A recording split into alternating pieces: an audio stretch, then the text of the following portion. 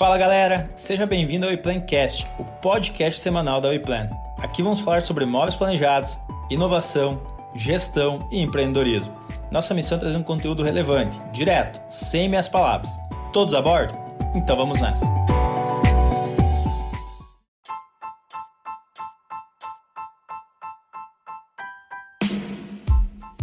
Fala galera, estamos aqui então para mais um episódio da WePlanCast. Eu sou o Johnny Benetti e eu vou conduzir mais essa conversa hoje.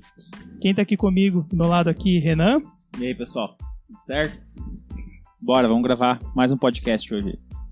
Renan, qual que é o teu cargo na WePlan? Líder de negócio. Show de bola. Quem está aqui comigo também é o Ismael. Fala pessoal, Ismael dos Santos, sou o Head de Expansão da WePlan. Quem está aqui com a gente também é o Diego. E aí galera, tudo bem? Aqui é o Diego, líder de projetos da WePlan. E hoje a gente traz um convidado, né, Renan? Conta pra gente aí de onde veio o nosso convidado, como é que você conheceu ele. Nosso convidado hoje, cara, na verdade assim, né, todo podcast que a gente fala, estamos aqui hoje com um grande amigo, né? A gente tem uma rede de amizade muito forte. É grande essa rede de amizade, né? É grande essa rede de amizade. Mas vamos lá, mais um grande amigo aqui, né, especial demais. Um gaúcho hoje aqui, ó, meu parceiro Douglas Piacini. E aí, Douglas, obrigado aí por ter aceitado o convite, cara. Que bom estar contigo hoje aí. Boa noite, galera. Não, eu que agradeço o convite. É uma honra aí estar com essa galera de novo, grandes amigos aí. O Diego, o Renan, e fazendo novos amigos, conhecendo, isso aí é sempre bom pra gente. Legal. Maravilha. Douglas, conta então pra nós aí tua história, né, de onde você veio, onde você tá hoje. Dá uma explicação aí pra galera conhecer melhor a voz. Bom, eu sou natural de Ronda Alta, hoje moro em Palmeiras das Missões, tenho uma empresa lá, ligada diretamente com móveis, que foi aí onde eu conheci o Renan e o Diego, né, trabalhando. Comecei nesse ramo aí já praticamente uns 10 anos, quase 10 anos aí. Aí andei um pouco pra lá e pra cá, que foi que em 2014, acho que foi 2014, acabei chegando em Chapecó, trabalhar aí com a Finger na época, e onde tava o Renan e o Diego. E daí de lá pra cá teve algumas mudanças, tentei outros ramos, tentei trabalhar num banco aí o Renan me acolheu de volta na loja. Esse corre MDF pelas veias. Me lembro daquela época lá, Douglas. Eu me lembro, cara, que o Douglas, ele sempre usou barba, assim, né? Cara, eu me lembro que na época, Douglas, você começou no banco, não me lembro qual era a instituição, e tu foi visitar nós logo depois, o Douglas com a barbinha feita, assim, cara. Totalmente, eu nunca tive visto ele sem barba, cara. Botão fechado até em cima, cabelinho alinhadinho. Trabalhar com dinheiro é outra coisa, né? Então, eu sou formado em administração de empresas, fiz pós-graduação em administração estratégica e controladoria. E na época eu tava ali, eu pensava assim, não, sou formado em administração, pra mim ser bem sucedido tem que trabalhar num banco, né? Todo mundo fala isso, né? Então, tava ali, surgiu a oportunidade de trabalhar no Bradesco e eu disse, Renan, ó, surgiu lá. Aí, não, cara, vai lá, mas as portas aqui estão abertas pra ti, né? Trabalhei um tempo, cara, e aquilo não era o que eu gostava. Tive que fazer a barba, porque eu não gostava. E todos os dias eu saía do banco, saía às 5 horas da tarde e ia lá na loja, né? Conversar com o Diego, conversar com o Renan, com a Mari, com os Piá. E um dia o Renan me disse, ó, a gente tá fazendo a reforma do showroom aí, se tu quiser pode escolher uma mesa pra ti. E eu disse, tá falando sério, cara? Não, vê aí. Eu disse, então, escolhe tua mesa que eu vou pedir as contas do banco. Pedi as contas e voltei a trabalhar com os móveis. E aí tô com os móveis até hoje. Olha aí, tu que tá saindo do banco, então já sabe onde que dá pra trabalhar, né? Essa questão da administração aí, conta um pouco mais, então, isso como é que funciona? Isso tá te ajudando hoje no empreendimento? Você conseguiu concluir, né, a faculdade? Como é que foi isso aí? Sim, eu concluí, eu me formei em 2014 e, claro, mesmo às vezes tem essa ideia, né, que tu faz um determinado curso, tem que trabalhar direto com aquilo, ou num banco, ou sei lá, numa instituição assim, mas a administração, eu digo que ela seria um curso essencial para todo mundo. E mesmo se tu for funcionário, se tu tiver tua empresa, mas para tu conduzir tua vida pessoal, financeira, é um curso excepcional. Claro que como a gente acaba não estando mais tão ligado diretamente, hoje eu vejo assim até alguns vocabulários que era usado na minha época de faculdade, hoje já mudou, hoje está tudo muito moderno. Gourmet, né? Gourmet. Que hoje tem o vocabulário do business, né? Exatamente. Diferenciado. Do mundo startupeiro, né? Buzzwords. Tu escuta lá o Shark Tank, tá assistindo, daí tu vê tal coisa. Mas o que significa isso? Daí tu lê na legenda. A legenda. Bom, é aquilo que eu sei, né? Só outro nome, exato. Nominho diferente. Mas assim, hoje o curso com certeza ele me ajudou bastante. Ter uma empresa hoje no Brasil não é fácil, né? Mas a gente vai se adaptando, vai ajustando alguma coisa aqui, outra ali, e sempre tira proveito daquilo, né? Tem a calculadora HP, né, que foi fundamental, que hoje o cara não vive sem. Eu ganhei uma HP do Douglas, cara. Olha aí. Ganhei uma HP do Douglas, verdade. De presente. Ele usava tanto a minha que eu disse, não, vou dar uma HP pra você. Cara, agora falou HP, eu me lembrei a calculadora do Douglas. Até hoje ela, Douglas. Olha aí, então valeu Mais a pena um patrocinador pro podcast. Tu viu só, HP, então, patrocina nós aí. Nós, não, verdade, eu sempre quando tinha uma negociação ia lá e roubava do Douglas, né? Pegava, o Douglas chegou um dia, ó, tá aqui, comprei pra você de presente. Eu precisava, tinha um projeto grande de uma arquiteta e eu disse pro Renan, ó, se nós girar esse negócio aí, vou ter que comprar HP. Aí, deu certo o negócio aquele mês, deu um salário legal, disse, ó, Renan, tá aqui pro HP. Daí não usou mais a minha. Né? Até hoje, Douglas, tá na minha mochila lá. E o contato com móveis planejados, Douglas, como é que iniciou lá? Tua início da experiência, como é que pegou gosto por esse mercado aí? Então, os móveis pra mim, cara, caiu assim de paraquedas. Eu não sabia o que era MDF, o que era MDP. E acho que foi em 2012, o meu irmão é arquiteto, ele se formou.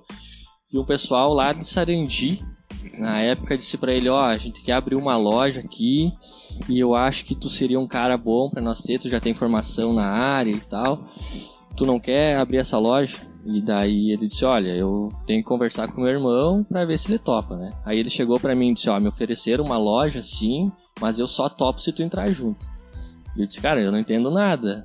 Mas vamos lá, né? Aí abrimos uma loja, na época era de uma marcenaria mesmo, o local. E foi ali que eu comecei a entender um pouquinho, não sabia, não tinha ideia o que era um Promob. Fui pra YouTube, assiste vídeo e aprende. Aí contrata projetista, lida com montador, tudo no susto, assim.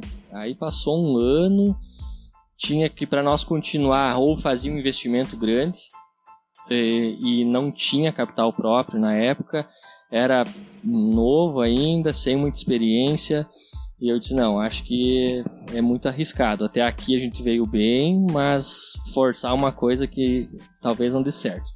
Aí surgiu a oportunidade de vender a loja, vendemos, consegui recuperar o investimento, foi um bom negócio. E daí saí, fui trabalhar numa revenda de carros. E daí nisso surgiu a oportunidade de vir para Chapecó, uma entrevista aí com o Renan, deu tudo certo. E daí de lá para cá não parei mais, tô aí até hoje vendendo móveis. Né? Bons tempos. Fazia projeto e venda, isso aqui na Finger? Isso, aqui na Finger eu fazia parte de projetos e venda. Nunca fui o meu forte o projeto mesmo, eu sempre gostei mais mesmo da parte da venda. Sempre me virei com o Promob, né? Mas não é até hoje. Faço projeto, algumas pessoas até me elogiam, não, mas tu projeta bem. Posso até projetar, mas eu... Ninguém te engana no Promob, né? Mas não é passado pra trás, né? Mas o foco eu gosto mesmo é da negociação, o contato com o cliente, isso aí que é o que me motiva a estar todo dia trabalhando, né? Hoje a gente tem uma projetista, a empresa é minha e de mais um sócio, e temos uma projetista, a gente ajuda, auxilia nos projetos, tudo, mas o foco principal mesmo é na negociação. Né? Isso aí, legal é que começou com a famosa, velha, conhecida e essencial vontade só, né? Não cursou nenhuma faculdade, né, de móveis planejados, arquitetura, enfim, né? Cara, é a coragem, né? É aquele negócio de querer fazer algo novo, de querer se desafiar também, né? Olha que legal um pouquinho da história aí que o Douglas já contou, né? Foi uma vez, foi até um certo ponto, pivotou, né? Veio pro Chapecó. Cara, é isso aí. E a importância das tentativa relações, e erro, né? Da parceria e você ter a oportunidade de voltar a trabalhar com os guri e também depois praticamente é uma preparação para o teu negócio de hoje, né? Foi essa base, né, que você teve aqui. Com certeza. Então a oportunidade é muito gratificante, né? E a gente consegue guardar isso para sempre com os amigos. Você tem coisas que no dia a dia, assim, a gente tá lá, acontece um episódio, tu lembra, mas aquela vez eu me lembro que o Renan, que na época o Renan era o gerente, né? E nós éramos os vendedores, eu e o Diego. Então tu vê assim, mas eu me lembro que agiu de tal forma, tudo aquilo agrega para ti hoje. Tu aprende com os acertos e os erros, né? Muito mais, às vezes, nos erros, né? Porque aquilo dói mais. Mas tudo tem que ser aproveitado. A gente tem que ser uma esponja, né? Exato. Tá aqui, tá absorvendo de tudo. E é legal isso, né, cara? Na época nós tínhamos uma equipe muito massa, assim, aprendia muito entre nós, né? Que era muito colaborativo. Eu vejo nós hoje aqui na WePlan também, cara, como é bom, né? Tu estar cercado de pessoas que te agregam o dia todo, cara.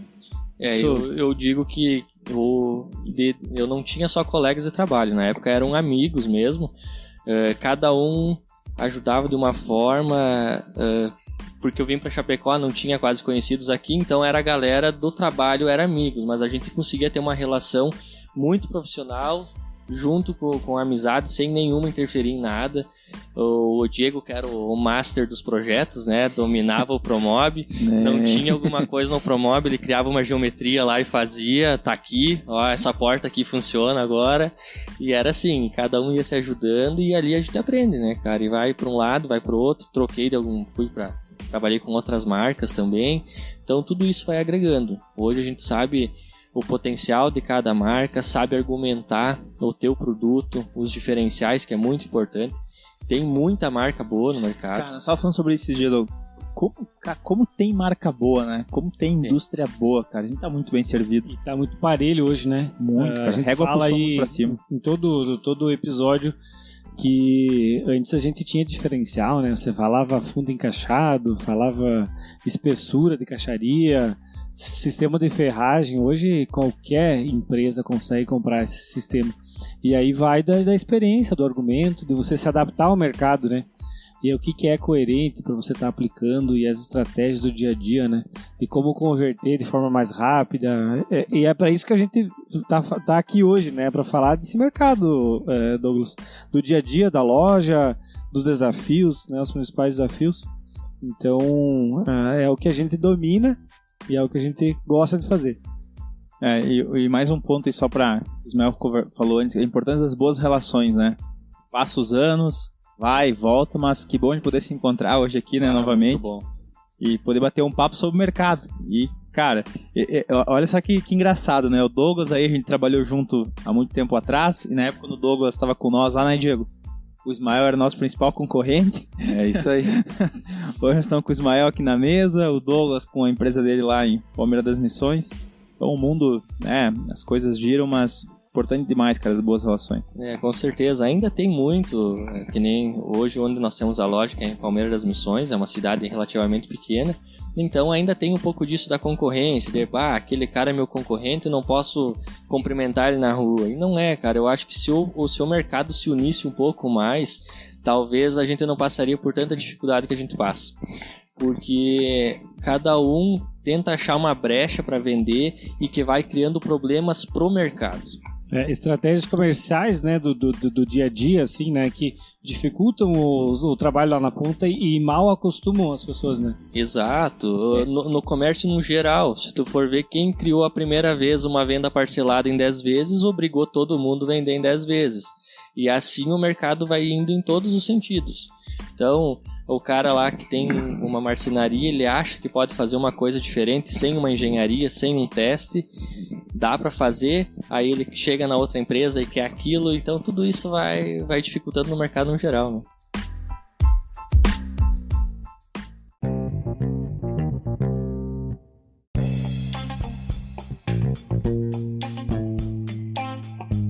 Eu achei interessante essa parte que você falou, então, Douglas, sobre nivelar o mercado, né? Que o mercado veio evoluindo, né? Até o Ismael colocou bem essa questão. E eu, como consumidor, eu percebi isso, assim, que um tempo atrás, por exemplo, assim, na parte de trás do móvel lá, tinha uma chapa qualquer, um preenchimento lá só para não aparecer a parede. E hoje, ninguém aceita menos que uma chapa mínima lá de 6 milímetros ou uma chapa grossa que seja mesmo uma parede, digamos assim, né? Então esse eu percebo assim que é o lado bom do mercado ter evoluído, é a qualidade ela ter subido, né? Como um todo. Mas assim, o que a gente poderia colocar como desafios aí para o mercado evoluir de outro lado, né? Algumas coisas que talvez deterioram o mercado ou que atrapalham o mercado, né? Teria alguma coisa que a gente pudesse falar aí, porque a gente quer trazer também assuntos mais polêmicos aqui para conversar e justamente falar sobre o que o mercado precisa melhorar, ou se a gente está vendo que ele está caminhando para um lado que não é legal, sustentável, não é economicamente viável às vezes, né? Então, assim, da minha leitura de consumidor é essa, da tua leitura como loja, como fornecedor, o que tu visualiza?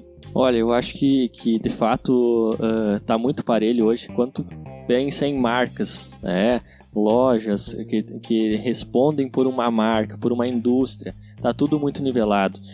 Antigamente era aquela coisa meio modulada, hoje tá todo mundo meio que milimétrico, então tu pode fazer a edição, é um diferencial muito bom, mas já não é mais um diferencial exclusivo de uma ou outra marca, né? Mas assim, a questão mesmo, aí isso é quando a gente trabalha pensando em indústrias, né?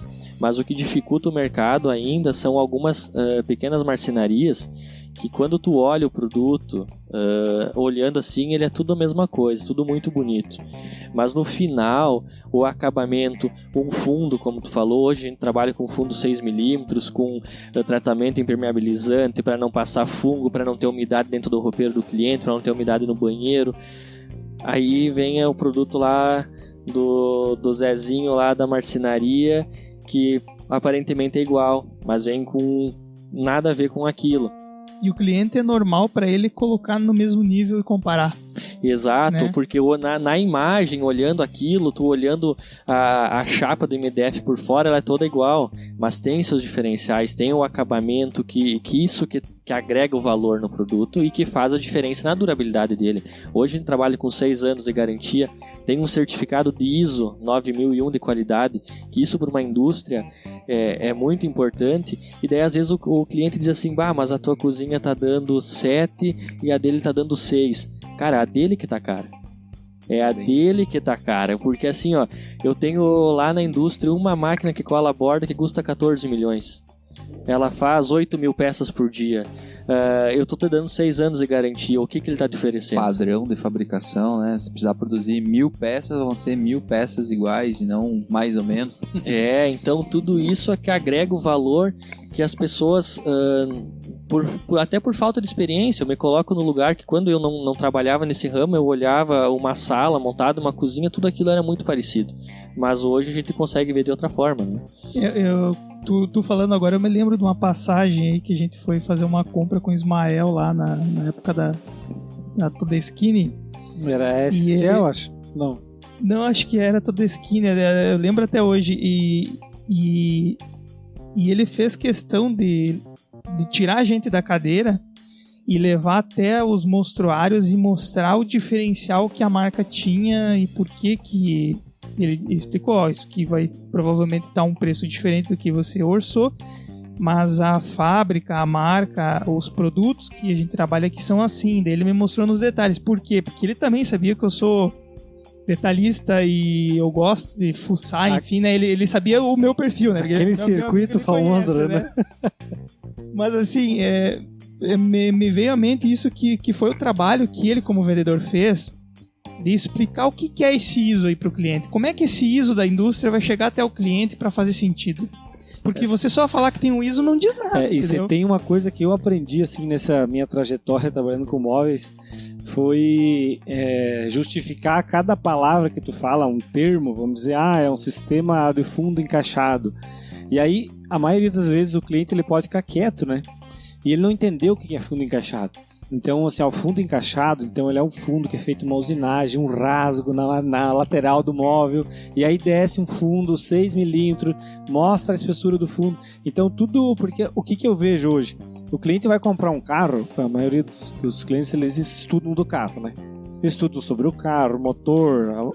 Tipo, eu li o manual do carro antes de comprar. Exatamente. E aí você vai para os móveis... Você baliza... não, é tudo igual, porque eu fui em 5 lojas... Porque a chapa é tudo igual. A chapa é tudo igual, inclusive, e é a mesma, muitas vezes a mesma chapa, né? Tu vai em 3 showroom, é a mesma cor. O processo até chegar lá no final muda muito. Então, né? Então eu acho que a gente teria que começar um movimento no nosso mercado de educar o cliente, né? Quando a gente começa a educar o cliente, ele começa a perguntar um pouco mais. E o cliente de segunda compra de móveis planejados, ele já tem um pouco mais de noção. Ele já sabe o que é Bloom, quem que é o fornecimento da ferragem, ele já quer a prateleira 18mm, 25mm, ele já não cai mais na pegadinha, né? Mas a diferença é muito desleal, né? Quando você fala de indústria para um móvel mais artesanal, né? E mudou muito, cara. Eu me lembro que quando eu comecei também no segmento de planejados, cara, aquelas lojas, mega lojas, né? O cliente entrava na porta, tu mostrava pra ele 3 cozinhas, 2 dormitórios, 3 salas, 5 banheiros. Passava meio-dia só meio-dia, né? Quando ele sentava na mesa pra te pedir, o que tu quer? Ele já tava morto e cansado. Eu quero só um banheiro. Eu quero só um banheiro, né? Ele queria informação pra ir até a rodoviária. Só queria pedir se ali tinha um laboratório. Era incrível, né? E aí sim, eu me lembro que a gente entrava muito tecnicamente nesses detalhes, então você falava assim, poxa, tem aqui uma dobradiça da Bloom, né, uma gaveta Tannenbox, enfim, a gente entrava... E hoje eu vejo que o cliente cada vez mais vai buscando informação, né, hoje ele chega na tua loja lá, Douglas, mas ele já pesquisou da tua marca, ele já sabe qual que é esse é o cliente de segunda compra. A primeira compra não... a primeira compra ainda não, mas eu digo assim, o cliente talvez a persona ideal ali pro teu, ele já vem muito preparado também. Aí vem o desafio do mercado, aí vem o desafio do mercado, porque como tá muito nivelado muitas coisas, marcas muito boas hoje, aí é a diferenciação, né, que tem que ter em técnicas de venda, né, em argumentos, em serviço principalmente, né. Eu acho que hoje o que difere mesmo vai ser o atendimento, que isso em qualquer ramo, em qualquer negócio é excepcional, não tem o que a gente argumentar, vai ser sempre a melhor, né? Então, tu fazendo um bom atendimento, tu vai ter o retorno do teu cliente, tu vai ter a indicação, e ele vai ver que tudo aquilo que tu falou, de fato funcionava, que o que tu prometeu para ele que ia ter uma assistência, vai ter. Teu produto pode ser o melhor, eu posso ter um ISO 9001, mas ele pode vir com problema. Ele pode dar o problema numa dobradiça, ele pode vir uma chapa riscada, pode ser serviço, né? Uma varilha de transporte, o próprio montador pode se passar em alguma coisa, eu mesmo no projeto, na conferência, posso esquecer, mas vai da forma como tu vai conduzir para resolver esse problema. Então, e o alinhamento aquele, né? Exato. Expectativa lá no início. Tu gera toda uma expectativa no cliente, né? Então, quando ele chega aquilo, mas deu problema aqui, isso aqui veio errado, não era essa cor. Não, calma, a gente vai trocar, não vou te prometer que vai vir amanhã, porque a gente depende de uma indústria, vai entrar num processo de produção, mas assim que possível a gente vai vir aqui e vai resolver. Então, a gente percebe que isso até fideliza mais o cliente. É aquele cliente que vai te indicar do que às vezes aquele cliente que nunca aconteceu nada e ele acaba esquecendo, né? A gente fala sobre isso, né? O cliente que teve alguma situação e você estava ali no lado dele, é o que vira embaixador da marca, né? A gente já falou sobre isso em outros podcasts também. E pegando só mais um ponto, a gente estava falando sobre essa questão do cliente ele vir mais preparado, né? E também como mudou o comportamento do consumidor. Muitas vezes, até então, quando a gente estava dentro de loja, agora, iniciar o projeto da WePlan aqui, cara, o cliente entrava, eu quero uma cozinha, eu só vou olhar a cozinha, eu não quero olhar a tua sala, não quero olhar teu dormitório, porque eu tô com pressa, preciso resolver aqui a minha situação. Então, me mostra que a cozinha que tu tem, vamos sentar aqui, fazer o brief e vamos, para quando me apresenta o projeto, vamos dar sequência. Então isso mudou bastante também, né? A gente tem que estar mais preparado aí para esse tempo do cliente. Hoje o tempo do cliente está cada vez mais raro, né? É aquela escapadinha do serviço, do trabalho, para ir lá, fazer o briefing, para ir lá na obra, te acompanhar, para medir, ou ele mesmo manda já o contato direto da construtora, fala lá com fulano, pega lá minha planta e vai trabalhando e vai me pedindo pelo WhatsApp aí o que tu precisa. né? Então a gente tem que ser muito ágil, tem que ser cada vez mais a aceleração, né? Hoje velocidade tá aí, hoje é tudo, né? a velocidade, tá aí o WhatsApp hoje, né? Que a gente pode acelerar até já a mensagem, né? Então tá em tudo, a gente tem que ser cada vez mais ágil, mas o cliente ele tem essa pressa, essa urgência, que é o que às vezes faz com que tu ganhe a venda, né? Pela agilidade no atendimento. E a gente fala aí sobre o desafio das pessoas, né? Do interno, vamos dizer, da equipe, porque antigamente pode ser realidade para todos nós que tá aqui. Você chegava um cliente na loja, tu pegava a planta dele, ou atendia um telefone, ou até por e-mail, e se botava a fazer o projeto, né? Era ali uma semana projetando, e aí vinha o cara na loja para ver o projeto, aí nada do que ele queria estava no projeto, ou seja, tu perdeu tempo, né? E aí a gente começou a entender e se adaptar, e aí começamos a fazer um briefing, não começar a fazer projetos sem o cliente ir na loja, conseguir entender onde era a obra dele, quem que era o arquiteto, como que foi o projeto, quais são as cores. Depois que a gente começou a fazer isso, a gente começou a ganhar mais tempo, ser mais ágil e mais assertivo, né? Consequentemente, a gente conseguir apresentar um projeto de uma forma mais lisa, vamos dizer, inteira, assim, né? Tu começa a apresentação e termina de uma forma muito mais objetiva. E eu percebo que profissionais que não têm essa característica perdem tempo, não ganham dinheiro, realmente não conseguem prosperar com móveis, né? Não tem como. Hoje a primeira coisa é tu entender o teu cliente, né? E isso, tu comentou agora do projeto, né, de arquitetos e tudo mais. A gente, como vendedor, como lojista, a gente tem que entender o cliente, ver a necessidade dele já para fazer o projeto. E a gente trabalha muito com profissionais também, mas a gente percebe, principalmente às vezes, não por maldade, enfim, eu não sei nem a palavra certa usar agora, mas principalmente arquitetos recém-formados, muitas vezes fazem um projeto extremamente elaborado e ele não percebeu num briefing do cliente qual que é a pretensão de investimento dele. Aí a gente chega lá, faz o orçamento exato como veio do profissional, né? E o cliente acaba se assustando, nossa, mas tudo isso. Mas são meios, acho que tudo tem como tu balancear, tu tem como fazer projetos lindos com custo reduzido, ou tu pode extravasar um pouquinho se o cliente tem o potencial, mas aí vem a importância do briefing, para tu não perder tempo, porque isso tá tirando o tempo lá do profissional que desenvolveu todo o projeto, vem tirando o tempo do cliente que foi 3-4 vezes no escritório para ver o projeto, para daí depois ir para as lojas, para orçar esse. Então isso desde lá do início, um briefing bem feito por todos, por nós lojistas, pelos vendedores, é o fundamental para um negócio ir bem e para não tomar tempo do cliente, que é cada vez mais precioso, né? É o nosso discurso aqui na WePlan para resolver esse problema, né? Porque a gente fala sobre as idas e vindas de um projeto, daí ele aprova e daí ele vai para o mercado para orçar e daí dá tudo errado. Por quê? Ou o cliente não esperava que ia gastar tanto, mas não teve alinhamento da expectativa, ou a leitura de projeto, o cliente muda nesse período. Então, alinhamento inicial com o cliente, principalmente de quanto ele quer investir pela obra, é o primordial na minha visão. Mas sabe que eu acho que isso também vem um pouco da nossa formação, porque eu não lembro na faculdade de ter uma cadeira ou de ter uma matéria que explicasse como a gente atender os clientes, as pessoas, ou seja, transformar o teu conhecimento num produto e vender. Ou seja, ter a empatia de entender que isso provavelmente um curso, um MBA de vendas vai te trazer alguma coisa assim, né? Mas para qualquer profissão e formação que você tem, você precisa saber como lidar com as pessoas e entender as necessidades delas, né?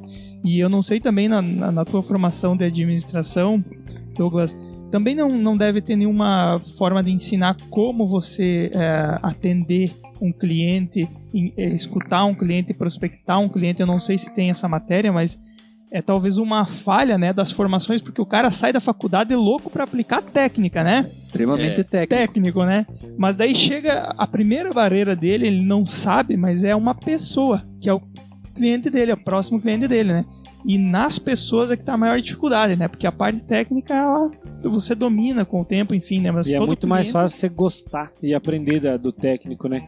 Agora, lidar com pessoas, lidar com o comercial, estratégia, de como você vai passar de uma etapa para outra, é o que falta, né? E isso é uma necessidade que é absurda nos profissionais de arquitetura, nos profissionais de design, enfim. Eu acho que as universidades teriam que aplicar uma matéria que seria um comercial. Alguma coisa de humanas. Tinha que ter alguma coisa de humanas. Comercialzão, ali. assim, ó, vendas, alguma coisa para essa pessoa saber se vender, pelo menos. Fatalmente, qualquer matéria vai culminar em atender pessoas, vender para pessoas. Que é vendas, né? É vendas, no fim das contas. Então, vendas né? entender de pessoas, né? Qualquer profissão, qualquer curso hoje teria que ter, porque hoje um dentista ele tem que ser vendedor. Ele tem que vender o trabalho dele. Sei lá, cara, todo mundo vende. Tu tá vendendo a tua imagem, tu tá vendendo um produto. Então, falta isso. Isso eu já conversei com profissionais, com arquitetos, assim, até trocando ideia, e depois que muitos tu acaba criando uma amizade, né, em relação ao trabalho, que dizem que sentem falta realmente disso na faculdade, que não tem uma estratégia, um plano, dizer assim, para vocês fazer um briefing com o cliente de valor, porque ele vai mais focado na técnica. Então, ele vai trabalhando naquilo e muitas vezes vai se empolgando com o projeto, porque vai ficando lindo, vai ficando bonito, vai colocando isso, vai colocando painel aquilo. na parede, painel no teto. Eita, depois não sabe quanto custa. Porta de espelho, porta de vidro. E tudo isso tem um custo, né? Amortecimento. Ele quer fazer a técnica dele brilhar, né? Mas o que tem que brilhar é o sucesso do cliente, né? O cliente que tem que estar satisfeito com aquilo, né? E eu não lembro da gente ter aprendido a vender o nosso design lá, Ismael, no curso, entendeu? Então a gente realmente não tem isso, né? Nem de formação, então é muito importante. Como é que é a frase aquela, Johnny? Que na prática, né? Na prática, a teoria é outra. Exatamente.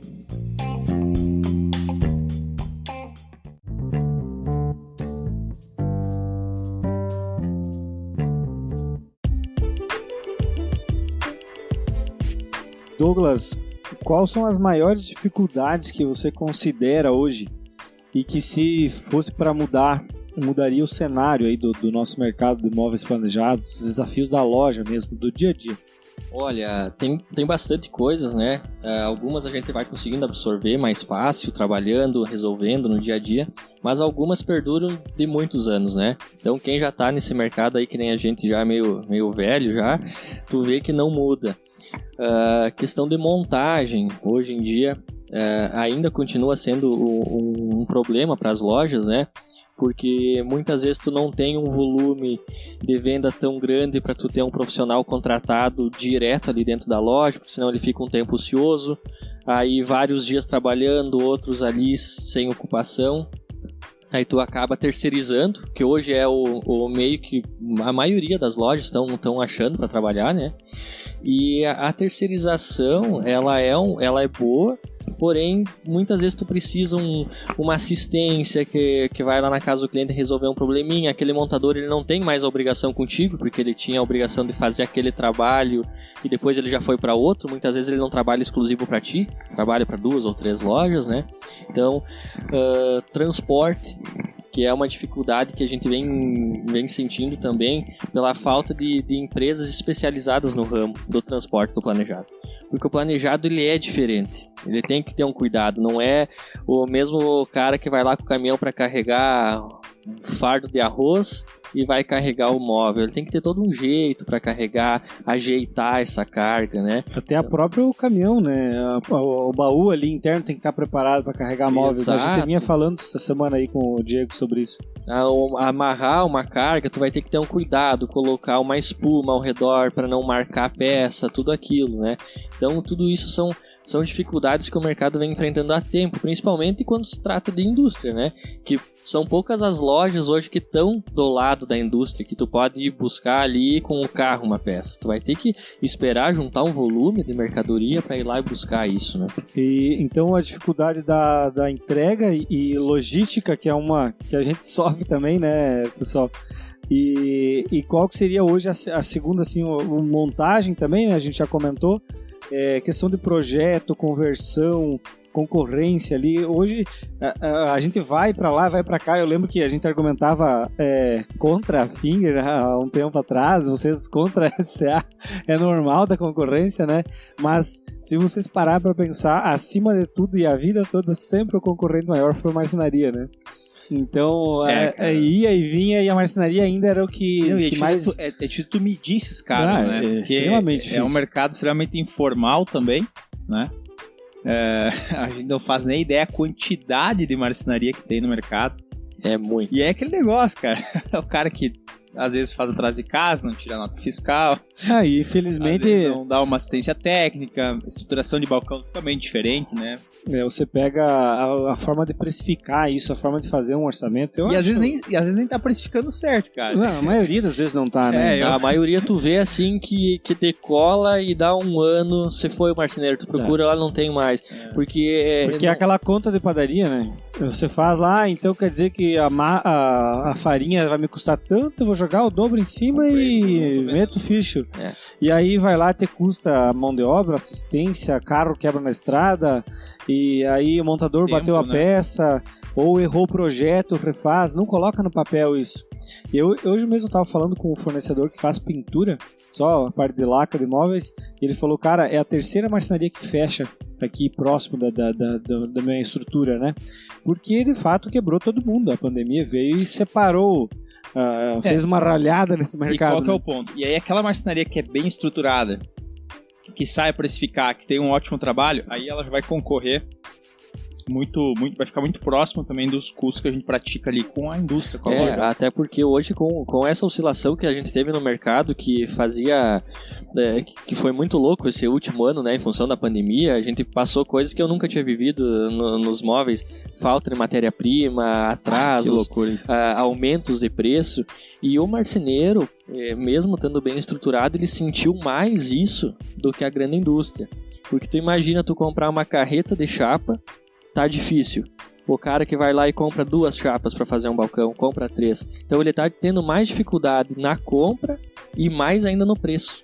Tem a sobra, né? É uma pena, né? Porque, assim, a maioria dos profissionais aí são bons profissionais, né? Muito. Bons marceneiros, mestre de marcenaria. Só que, infelizmente, acham que, de repente, tá lá trabalhando numa organização, vou sair, vou montar a minha própria, porque eu sei fazer do início ao fim. Só que isso dificulta um pouco, né, o mercado. E aí essa pessoa vai até um pedaço e infelizmente não consegue se manter. Tentando fazer aqui um contraponto, galera, eu não conheço, enfim, não sou filho de marceneiros para defendê-los, mas assim, todo negócio ele começa mais informal e acredito que uma marcenaria que um dia é pequena, um dia vira uma fábrica, não sei, talvez a origem dela é a partir daí. Será que o ponto não estaria mais mesmo em saber argumentar e conversar com o cliente? Porque elas sempre vão existir, né? E também não há nada de errado e tal, e cada um pode empreender na área ou no setor que quiser. Então isso eu acredito que em todos os setores, em todos os ramos, exceto coisas muito especializadas, por exemplo, não existe, por exemplo, uma fábrica de carro do lado da Volkswagen vendendo carro artesanal, que é uma coisa de altíssima tecnologia agregada, entendeu? E não é todo o mercado que tem o domínio tecnológico. Como a gente está falando de móveis, uma coisa mais commodity, né, mais fácil de manusear, o cara compra 2, 3 máquinas ali e sai fazendo. Eu não tenho a resposta, mas eu queria colocar para vocês assim, como que a gente trata disso, né? Onde que estaria o ponto de a gente conseguir argumentar isso? Acho que a questão mais toda na minha leitura está na educação mesmo, de explicar, né? Educar o mercado. Não dá pra gente mercado. generalizar também, porque se a gente for analisar, tem lojista hoje que puxa a régua muito para baixo e que faz um trabalho que prejudica o mercado, né? Exatamente. Porque ele tá ali na ponta, né, colocando a régua lá embaixo, Praticando valores muito abaixo, né? Sujando realmente todo um segmento.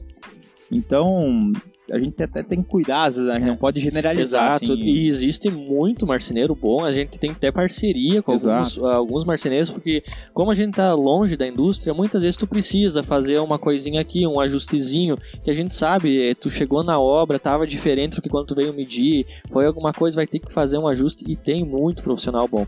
O que na minha leitura dificulta a vida do profissional marceneiro é uma falta de organização administrativa. Ele sabe trabalhar, ele sabe produzir, mas ele não tem base para precificar o produto dele, ele vende abaixo ou ele está vendendo muito acima. e então fica difícil. Às vezes ele acaba vinculando muitos a estrutura, a questão familiar com a empresa o dilema dele. de todo empreendedor, né? Ele Exato. se repete Rotatividade, nesse né, ramo dos também, funcionários né? ali que ajudam ele. Tem um ponto que você falou agora, cara, muito legal, porque até inclusive a gente já teve contatos aqui na WePlan.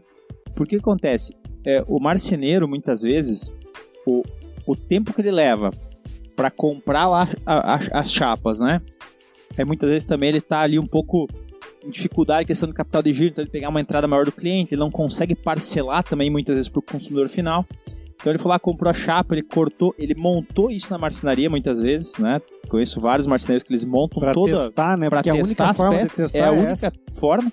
Então, montou todo o ambiente lá, desmontou, aí sim, transporta, leva para o apartamento e vai executar a montagem. Então, às vezes, esse ciclo, ele demora ali 90 dias, né?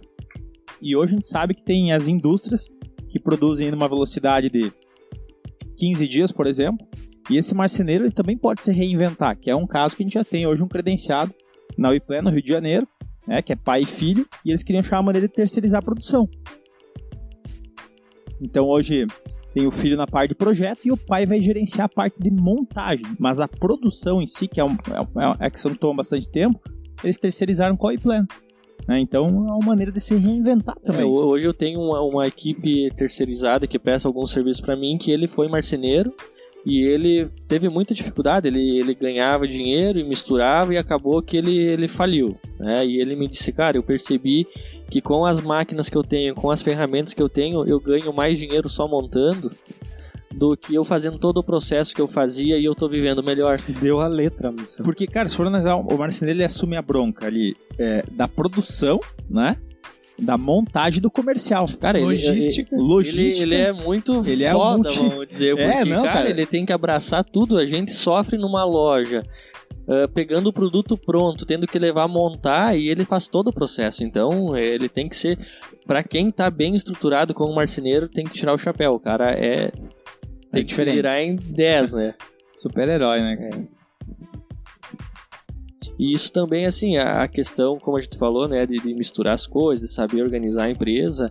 Muitas vezes o marceneiro, ele saiu de dentro de uma indústria. Ele via lá, cortando a chapa, fazendo. E a mesma coisa, eu hoje, como lojista, também via muitas coisas quando eu era empregado que eu dizia, mas eu queria fazer diferente, porque isso aí, cara, tá louco, tá perdendo, podia ter feito tal coisa. Algumas, sim, realmente, eu consegui mudar. Mas outras eu vejo hoje que aquilo que eu julgava errado era o certo.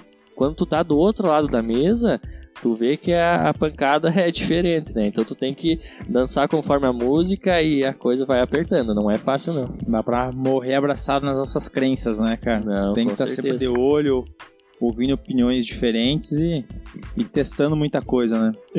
Porque hoje em dia é aquela corrida de todo mundo, né? Como é que eu aumento a minha receita e diminuo minhas despesas, né? Exatamente sobre essa cunha aí que eu queria conversar, porque eu queria saber, Douglas, como experiência de loja, o cliente ele vai até a loja? Ele tá batendo na porta da loja lá ou vocês precisam buscar ele hoje? Porque é uma realidade, né, do mercado aí.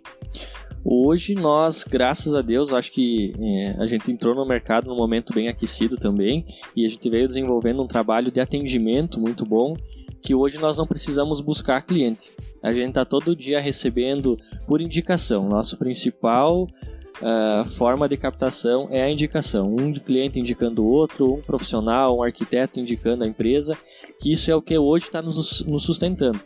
A gente percebe assim, no início até fizemos alguns processos de captação, mas a captação ela não dá muito retorno porque é muito. Hoje o cara vê uma obra lá, um monte de tijolo, o cliente está de saco cheio. Ele já diz, eu um dia escutei de um cliente que eu fui para uma outra cidade captar, ele disse, cara, mas lá só tem loja de imóveis, eu já recebi uns 10 aqui querendo vender para mim. Então tu é só mais um tentando vender para ele. Então te dificulta mais ainda a venda. E quando ele te procura, que ele vem dentro do teu espaço, aí é você que põe as cartas, né? Dá pra você dizer assim. Extremamente qualificado. O que eu vejo nesse cenário, porque é um cenário muito parecido do que eu vivi aí por meus últimos 5 anos, foi nessa linha. E aí o que a gente precisa estar como profissional de vendas lá da ponta, vendedor projetista, é preparado, né? A gente precisa estar preparado para atender esse cliente, porque a gente tem, a maioria das vezes, uma oportunidade só. Porque ele vai lá na empresa lá que o Ismael está trabalhando e depois ele vai sair da empresa que o Ismael tá e vai para o Renan. E depois ele vai para o Douglas. E se o Douglas estiver mais preparado, cara, vai levar. Ganha o mais preparado. Acima de tudo, não quando é o cliente fit, que nem o Diego, é preparação. É diferencial no atendimento, não é na condução. Sorte, né? A sorte não, é quando a preparação encontra, a oportunidade encontra alguém preparado, né? Cara, eu falo isso pros guri aqui lá em Porto Alegre, até pela questão de tu estar numa capital, né? Às vezes o cliente saía da Zona Sul e a tua loja tá lá na Zona Norte. Cara, esquece que tu tinha chance de errar um briefing, de dizer assim, ó, tu tem como voltar semana que vem que eu vou alterar o projeto? Não voltava, cara. Esquece. Ele saiu da tua loja e ia fechar lá no concorrente, onde o cara tava mais preparado e levou. Então... E legal essa coisa da indicação que o Douglas falou ali, porque mostra cada vez mais que não é única e exclusivamente vender, e sim executar o sucesso ali da obra, o sucesso do cliente, porque ele só vai dar a indicação dele pro próximo se deu tudo certo, né? Então, fazer passar o mês, digamos assim, não é o suficiente hoje em dia. Hoje em dia você, por exemplo, a maneira de crescimento da empresa do Douglas está sendo a indicação. Então, que é o cliente extremamente qualificado, então ele vai fazer o possível para que todo cliente saia extremamente satisfeito de cada venda, de cada negócio, porque ele sabe que esse é o principal meio de crescimento, né? E cada vez mais a gente, para conseguir essa fidelização do cliente, essa indicação, a gente tem que buscar mais coisas além dos móveis. Então a gente tem que oferecer um suporte para o cliente de iluminação já no projeto. A questão da pedra, ele não tem tempo para ir lá orçar com 3 ou 4 empresas de resolver granito. A vida do cara, tu tem que resolver, ajudar muito ele. Muitas vezes seria o papel de um profissional, um designer, um arquiteto, mas alguns clientes não têm como chegar, não tem o valor disponível para investir num projeto e depois ir lá comprar os móveis, né? Então a gente tem que acabar agregando nisso, auxiliando o cliente um pouco de tudo, e nisso que tu ganha o cliente. Tu leva lá, ele vai escolher o piso, tu empresta uma amostra do MDF que ele escolheu para a cozinha para ver se combina com o piso, e assim tu vai indo, e tudo isso lá no final vai dar um retorno. Porém, com o trabalho lá da finalização da montagem, né, que é a cereja do bolo, a parte mais fácil do planejado é o vender, né? Aí depois que tu vendeu, meu amigo, se abraça, que aí que vem o trabalho. Existe uma frase que fala assim, né? Uma venda de sucesso, ela só termina quando você vende de novo para aquele cliente. Isso é muito gratificante. Tu vender 2 vezes para o mesmo cliente. Eu tive essa experiência agora, a gente abriu a nossa loja vai completar 2 anos agora.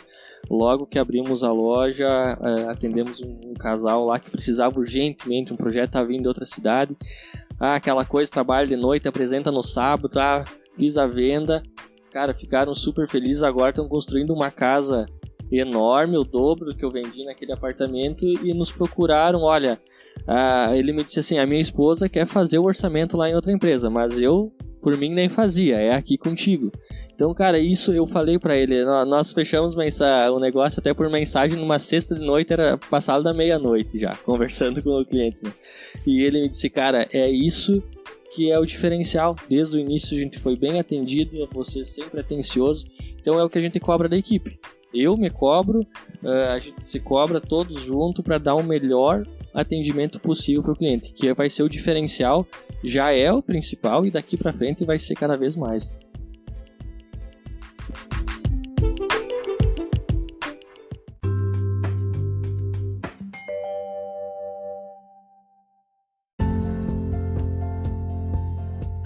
Muito bem, então a gente queria agradecer a presença do Douglas, que fez uma viagem aí quase que exclusivamente para participar do nosso mega evento, né? É o maior podcast do Brasil. O maior podcast de móveis planejados de Santa Catarina, quem sabe do Brasil, Sul do acho, mundo. né? Eu não conheço nenhum concorrente. Né? Maravilha. Então, agradecer, Douglas, aí o teu tempo, né? A tua presença. E fica aí o convite para uma próxima. Já vamos, né, falar outros assuntos. Vai pensando em algum assunto interessante que você acha que é legal trazer. E a galera tem alguma coisa a dizer aí. Agradecer aí o Douglas, 170 km para vir aí falar sobre imóveis. Isso aí, obrigado, foi um prazer conhecer. Uma honra aí, Douglas. Obrigado mesmo aí. E é um concorrente de respeito aí do mercado, com certeza. É isso aí, cara. Mais uma vez reforçando, né, o compromisso da WePlan de trazer conteúdo, trazer assuntos sobre o mercado. O Douglas aí, então, como a gente falou, um grande amigo, né? Hoje atua fortemente nesse segmento e poder vir compartilhar um pouco da experiência dele, da trajetória. Então, Douglas, cara, mais uma vez, né? Obrigado mesmo aí por ter topado essa ideia, essa conversa. Foi muito bacana, cara. E só reforçou, né? Os desafios que a gente tem aqui. É os mesmos que tu tem lá na tua cidade. E isso é bom porque a gente vai, de alguma forma, educando, né, o nosso público e fazendo com que ele entenda que imóveis e fortalecer caminho, né? E fortalecer o segmento, né, Ismael? Com certeza. A gente sempre fala sobre isso, cara. É um canal aqui pra gente fortalecer o segmento. Temos um parceiro, amigo, e a gente não vê como concorrente. É interessante, né, eu lendo aqui desse lado, né, são realidades diferentes, né, porque a WePlan tem essa proposta de não ter as lojas, né, e trouxe justamente alguém que tem uma loja para trocar ideia, para conversar. Para quê? Para que isso é feito, né? Eu só tenho uma leitura disso, que é para elevar o mercado a um outro nível, né? A um outro nível que o consumidor é que tem a ganhar com isso. Sempre. Não, eu que agradeço vocês aí pelo convite. E com certeza, se tiver outro convite, eu venho de novo. A quilometragem, isso aí é de menos, isso aí a gente dá um jeito. Não, é sempre bom e, como tu disse, é pensando sempre em fortalecer para melhorar pro cliente, que é quem nos move. Hoje quem manda em nós é o cliente. Hoje eu posso não ser mais o funcionário da loja, mas eu sou funcionário dos meus clientes. Eu tenho que trabalhar para eles, dando o melhor. E quero agradecer vocês de novo, né, pelo convite. Agradecer o pessoal que tá lá, que vão escutar depois lá em Palmeira, né? Meu sócio, o Eduardo, a minha funcionária, a Maiara, os montadores lá, o Jefferson, a gurizada. E já que a WePlan não tá ainda lá em Palmeira, eu vou dizer para vocês, da região, se alguém escutar esse podcast, passem na Garbo Ambientes aí que vocês vão ser bem atendidos. Legal. Faz o jabá aí. Pois vai ficar também na descrição os dados aí, o contato do Douglas. Isso, redes sociais aí também, site tudo certinho. Valeu! Maravilha, galera. Valeu. Valeu, Tchau. até mais. Valeu.